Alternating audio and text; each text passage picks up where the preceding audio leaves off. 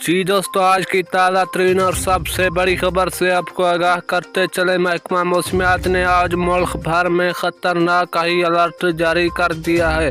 जी नाज़रीन, हम आपको मज़ीद बताते हैं इसी वीडियो में। इस वीडियो को पहले की तरह आखिर तक लाजमी देखना।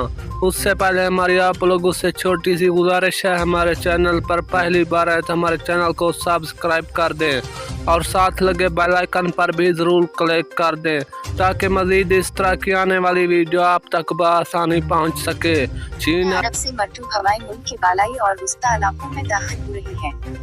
मगरिबी हवाओं का सिलसिला मुल्क के बालाई इलाकों को मुतासिर कर रहा है।